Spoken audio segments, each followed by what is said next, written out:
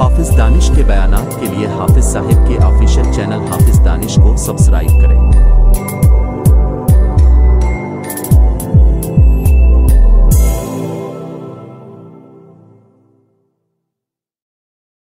रमज़ान का इस्तकबाल ये है कि मैं और आप अल्लाह की नाफरमानी को छोड़ दे। जिस काम को अल्लाह ने कहा करो उसको करे, जिससे अल्लाह ने कहा रुक जाओ उससे रुकना है। और रमज़ान का इस्तकबाल तो अर्श पर होता है।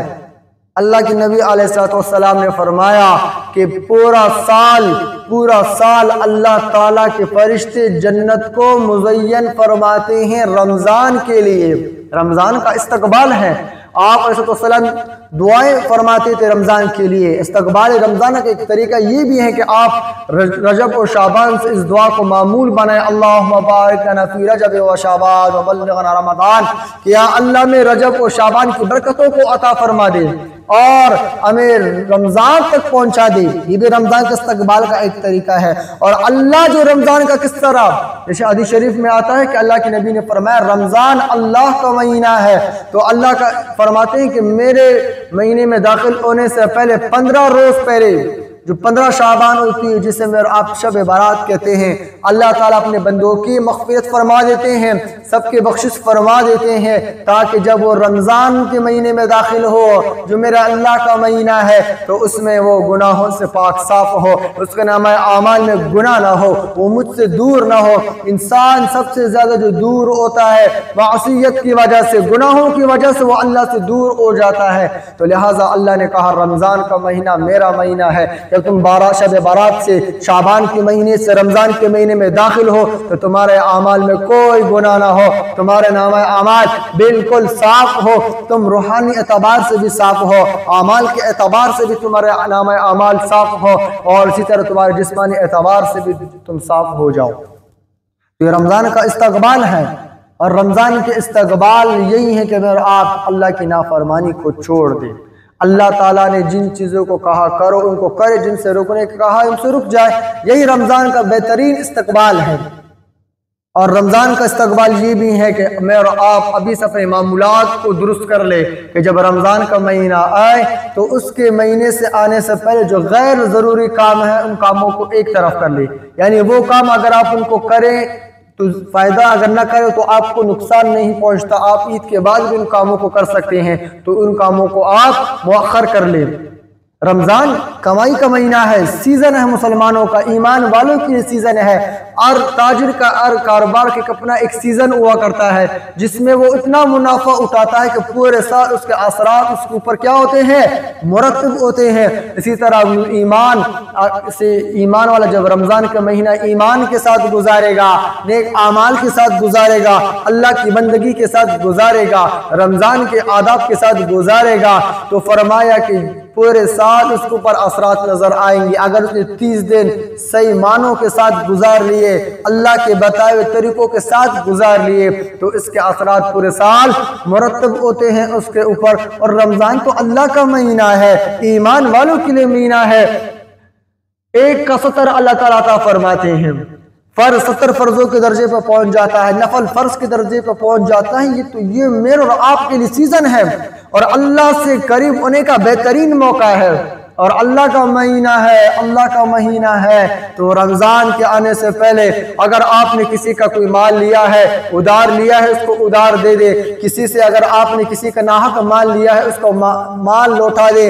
अगर आपने किसी ने भी वालिदैन का दिल दुखाया है, जाके उनसे माजरत कर ले, नाफरमानी की है उनसे माजरत कर ले, ताकि जब मेरे आप रमज़ान में दाखिल हो तो हमसे कोई भी नाराज ना हो। किसी और का दिल दुखाया है, जाके उससे आप माफ़ी मांग ले। किसी से झगड़ा है, लड़ाई है, जाके सुलह कर ले उसके साथ अल्लाह की रज़ा के लिए। मन तवाज़ा लिल्लाह रफ़अहुल्लाह व मन तकब्बर वज़अहुल्लाह, जिसने अल्लाह के लिए आज़ी इख्तियार किया रफ़अल्लाह, अल्लाह ताला उसको बुलंद फरमाते हैं। तो आप उससे सुलह करें अल्लाह के लिए। कभी रमज़ान आ रहा है, मैंने आप कितने पैसे लिए तो मैं आपको आपके पैसे हवाले करता हूँ, या आपसे मैंने उधार लिया था, आप मुझे थोड़ा मोहलत और दे, मैंने आपसे इतने अरसे का वादा किया था, लिहाजा आप मुझे थोड़ा और वक्त दे दे।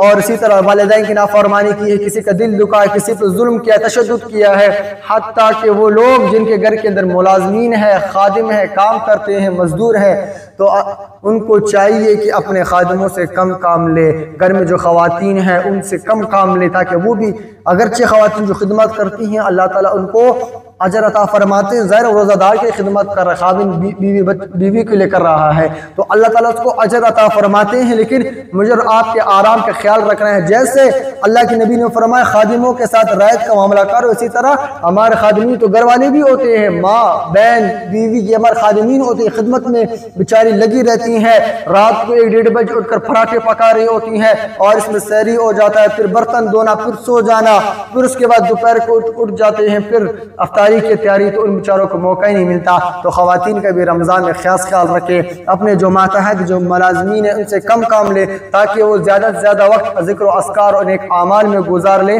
تو یہ رمضان کا بہترین استقبال ہے، گناہوں سے خود کو بچانا، والدین کے لیے دعائیں کرنا، اپنے لیے دعائیں کرنا، اور رمضان میں کا استقبال، اور رمضان میں یہ ہے کہ رمضان سے پہلے بھی دعا، جس سے اللہ کے نبی نے دعا فرمائی اللہ رجب و شعبان کی برکتوں کو عطا فرما، اور اسی طرح رمضان میں بھی خوب دعاؤں کا معمول بنانا ہے تاکہ رمضان ایسا رمضان گزرے کہ جب میرا آپ عید کی نماز کے لیے آئیں تو میرا آپ کے نامہ اعمال میں کوئی گناہ نہ ہو، اللہ ہم سے راضی ہو۔ جیسے حدیث میں آتا ہے جب عید کی نماز کے لیے بندہ آتا ہے اللہ سب کی مغفرت فرما دیتے ہیں، تو اس میں سے میرا آپ کا بھی نام ہو، کئی اس سے محروم نہ ہو۔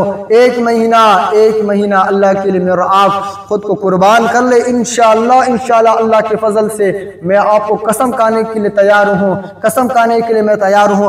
اگر آپ رمضان کو صحیح معنوں میں گزار لیں، رمضان سے بھوک و پیاس کا نام نہیں، تقوی کا نام ہے۔ رمضان کا مقصد یہی ہے، صبر اور تقوی، یہ دو چیزوں کا لیے اللہ تعالیٰ نے اس مہینے کو مجھے اور آپ کو دیا، اور اسی مہینے کا پیغام بھی یہی ہے، صبر اور تقوی۔ تو لہٰذا اس مہینے کے اندر استقبال رمضان یہ ہے کہ اپنے معاملات کو کم کر لے، ناچاکی ہیں دور کر لے، جھگڑا ہے صلح کر لے، کسی کے ساتھ اور کوئی معاملہ ہے اس کو درست کر لے، تو اپنے نامہ اعمال کو درست کر لے۔ جب میرا آپ رمضان کے اندر داخل ہو، رمضان کا مہینہ آئے تو میرے اور آپ کے نامہ اعمال میں کسی کے متعلق کوئی چیز نہ ہو۔ اور سب سے اہم بات کہ رمضان کے آنے سے پہلے اپنے دلوں کو صاف کر لے، اپنے من کو صاف کر لے، دل کو صاف کر لے اللہ کے لیے، بغض نہ رکھے کسی کے لیے، دل میں کینہ نہ رکھے، اللہ تعالیٰ آپ کو وہ مقام عطا فرما دیں گے۔ فرمائے ایک صحابی آتے مسجد آتے تو فرماتے ہیں اللہ کے نبی نے فرمایا جنتی ہیں، طویل حدیث ہے مختصر۔ تو دوسرے صحابی گئے، ان کے ساتھ رات گزارے، کئی روز گزارے، اور پھر کہا کبھی اللہ کے نبی نے آپ کے متعلق فرمایا کہ آپ جنتی ہیں، آپ سوتے ہیں میں بھی سوتا ہوں، آپ جاگتے ہیں میں بھی جاگتا ہوں، فرق کیا ہے؟ فرمایا اس اب ساتھی سے کہ میرے دل کے اندر کسی کے لیے کوئی بغض نہیں ہے، کوئی کینہ نہیں ہے۔ تو فرمایا دل کو صاف کرنا ہے، جنتی صفت لوگوں کی صفت ہے کہ دلوں کو صاف کرنا، بغض و کینہ سے۔ یہ نہ سوچے کہ وہ کیا کر رہا ہے، یہ کیا کر رہا ہے، اس نے ایسا کیوں کیا، بس دلوں کو صاف کر لے۔